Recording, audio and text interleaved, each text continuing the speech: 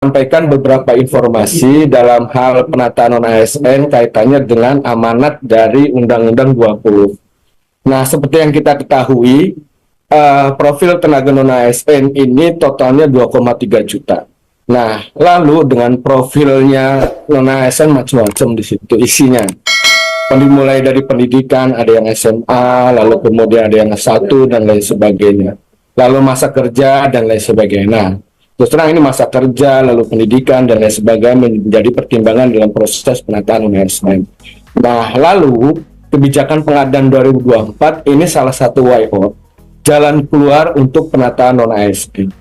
Nah, makanya di dalam kebijakan 2024 itu salah satunya adalah penyelesaian persoalan non-ASN di instansi pemerintah. Salah satunya, karena ini juga adalah amanat dari Undang-Undang 20. Nah, bagaimana kita melakukan penyelesaian dan penataannya? Karena kalau semakin kita selesaikan non-ASN ini nggak akan selesai, terus terang ini.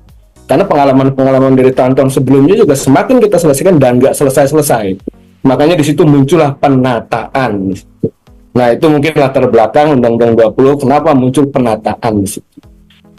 Nah, lalu berjalannya waktu, ini data juga dari teman-teman BKN, berjalannya waktu proses 2021, 2022, 2023. Ternyata dari 2,3 juta itu menyisakan 1,7. 1,7 ini, Bapak Ibu sekalian, inilah yang proses dilakukan penataan untuk diselesaikan. Nah, apabila tidak selesai, dilakukan penataan dan proses untuk penyelesaian non-ASN di situ. Nah, ini mungkin datanya juga masih bergerak, mungkin Pak Direktur dari BKN akan lebih kompeten untuk menjelaskan ini. Nah, 1,7 inilah yang harus kita tata, Bapak Ibu sekalian. Nah, rapat terakhir dengan komitmen secara politis antara Pak Menteri dengan DPR di situ, Menpan diminta untuk mengkoordinasi dengan semua instansi, lalu kemudian menyediakan alokasi anggaran. Mengalokasikan untuk formasinya dalam proses penataan non-ASN di sini. Nah, lalu poin-poin berikutnya ada teman-teman dari BKN, tugas-tugas teman-teman BKN dan lain sebagainya di situ. Ada proses formal dan lain sebagainya di situ. Tetapi di situ tugas Menpan RB untuk melakukan koordinasi dengan semua instansi dalam hal penyediaan alokasi formasi di situ. Nah, itu sudah kita lakukan sebetulnya dengan teman-teman BKN juga, dengan teman-teman Kemkes, dengan teman-teman Kemdikbud untuk gurunya, lalu kemudian Kemkes untuk tenaga kesehatannya, itu sudah dilakukan. Nah, hasilnya, mohon izin Bapak Ibu sekalian, terdapat 1.298 yang masuk usulan, termasuk di dalamnya adalah sekolah kedinasan. Nah, lalu yang mana untuk proses penyelesaian non-ASN itu diproses di P3K. Di usulan P3K yang masuk per tanggal 11 Juni itu ada 1.028.000 sekian. Nah, ini Bapak Ibu sekalian, kalau kita mapping, kita sandingkan dengan 1,7 itu ada 3 klaster instansi antara 1.028.000 dengan 1.783.000 itu. Jadi terdapat instansi yang usulannya itu jauh lebih kecil dan ada instansi yang usulannya sama dengan jumlah non-ASN-nya, dan ada instansi yang usulannya itu lebih besar dari jumlah non-ASN-nya. Nah, untuk instansi pusat itu ada 24-an, ada sekitar 24 usulannya lebih kecil. Lalu di instansi daerah 406 usulannya itu lebih kecil dari jumlah non-ASN yang ada di database BKN. Nah, ini salah satunya adalah kemampuan anggaran dan lain sebagainya. Sudah mendekati 30%, bahkan ada yang lebih dari 30% di situ. Lalu ada yang usul sesuai dengan data non-ASN-nya, itu di instansi pusat ada sekitar 9 instansi, lalu di instansi daerah ada sekitar 4 instansi. Dan yang usul lebih besar dari jumlah non-ASN ada 46 di instansi pusat dan 136 di instansi daerah. Nah, lalu rencana, ini baru rencana kebijakan. Nah, ini nanti siang juga akan dibahas di Rapim. Rencana kebijakan untuk 2024, formasi P3K 100% untuk non-ASN. Nah, non-ASN untuk THK 2 yang ada di database BKN, lalu non-ASN yang 1,7 itu. Nah, apakah nanti berkembang, misalkan bulan depan awal ya, ada raker dengan DPR, apakah akan ditambah tidak hanya yang terdata di BKN atau seperti apa? Tapi saat ini masih dalam koridor hanya yang terdata di database BKN. Jadi murni 100% formasi P3K untuk non-ASN yang ada di database BKN.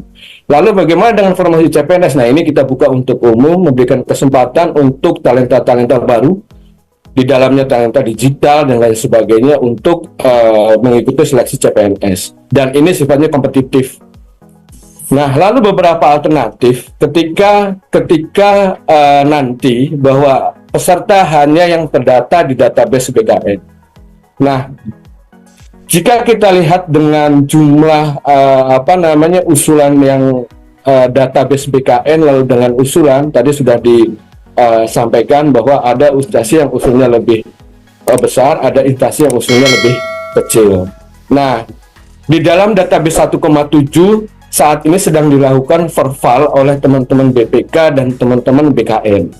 Nah, untuk teman-teman BPKP untuk kriteria 1, lalu untuk teman-teman BKN itu di kriteria 5 sampai dengan 6. Nah, kalau kita lihat hasilnya mapping dari verval kriteria 1 dengan jumlah usulan, verval kriteria 1 itu kategori pembayaran honorarium dari 1,7 itu hanya 643. Jadi kalau dilihat dari sisi belanja pegawainya itu hanya 63. Tetapi kalau dilihat dari belanja sumber pembiayaan dari 1,7 itu mayoritas itu lebih banyak menggunakan belanja jasa atau lainnya di situ. Nah, ini juga apakah yang akan diambil kebijakan dari belanja pegawai atau juga termasuk belanja lainnya dari kriteria 1. Nah, dari kriteria 1 apabila opsi itu diambil dari belanja pegawai, yang honorer belanja pegawai itu jumlahnya relatif lebih sedikit. Maaf, ini bahannya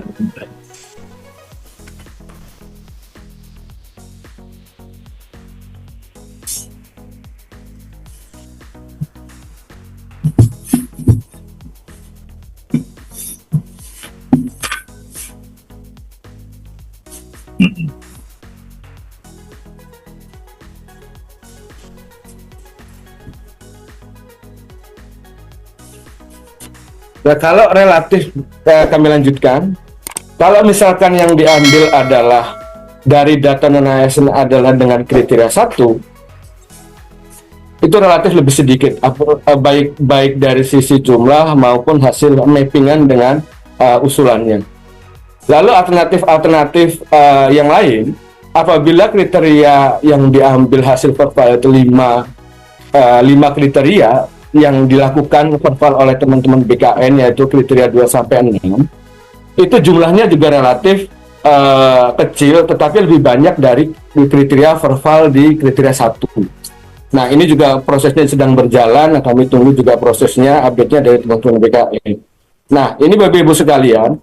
Nah, data non-ASN 1,7 itu hasil verval yang mana mau diambil ini masih menjadi opsi-opsi alternatif. Nah, lalu kalau kita lihat, kita bandingkan dengan yang verval dari teman-teman BKN kriteria 2 sampai dengan 6, kita mapping dengan hasil 487 ribuan, kita mapping dengan usulan non-ASN, ini juga kira-kira nggak terlalu banyak, bahkan lebih cenderung turun dari 487 jumlahnya. Nah, lalu bagaimana nanti mau dikemanakan yang non-ASN, lalu kemudian yang lolos seleksi dan lain sebagainya. Nah, ini baru masih dalam proses konsep. Nah, Bapak Ibu sekalian, kalau dilihat dari ujung sebelah kiri, sisa 1,7 itu lalu kemudian proses pengadaan. Nah, melalui CAT BKN atau seperti apa, atau juga menggunakan peringkat. Dengan formasi yang ada, teman-teman hanya dikhususkan non-ASN, yaitu kriteria pelamarnya STHK 2 maupun tenaga non-ASN yang ada di BKN. Dan apabila sesuai dengan formasinya akan memenuhi menjadi PPK penuh waktu. Nah, PPK penuh waktu yang mana? Yang selama ini PPK itu, P3K itu. Nah, lalu bagaimana yang tidak masuk dalam formasi? Nah, itu rencana akan kita tata menjadi P3K paruh waktu. Nah, di sini kami belum bisa berbicara banyak karena proses RPP turunan dari undang-undang ASN-nya pun sedang finalisasi, masih proses pembahasan finalisasi, dan rencana dalam waktu dekat juga mungkin akan dilakukan harmonisasi. Nah, bagaimana bagaimana desain PPK paruh waktu ini, mulai dari rancangan jabatannya, apakah dibuat jabatan khusus untuk paruh waktu, jabatan khusus selevel pelaksana atau selevel apa gitu. Nah, ini masih proses pembahasan, masih proses pengkajian, karena juga sambil paralel menunggu lahirnya PP turunan dari Undang-Undang ASN, mulai dari jabatan, lalu gaji, sistem kerja, dan lain sebagainya. Dan apakah hanya menampung sisa dari 1,7 atau dibuka juga untuk tahun-tahun berikutnya sesuai kebutuhan, memberikan kesempatan kepada instansi baik pemerintah pusat maupun daerah sesuai dengan kebutuhannya menjadi PPK paruh waktu di situ, dan terus berlangsung apabila nanti desainnya kinerjanya bagus dan lain sebagainya menjadi penuh waktu dan lain sebagainya. Ini sedang dalam proses pengkajian. Nah, mudah-mudahan ini juga turunan dari Undang-Undang ASN akan segera terbit, lalu kebijakan untuk penataan non ASN itu juga paralel terbit. Demikian mungkin Bapak Ibu sekalian, mohon izin Pak Wahyu, Pak Nur, Pak dari Dagri, kurang lebihnya mohon maaf.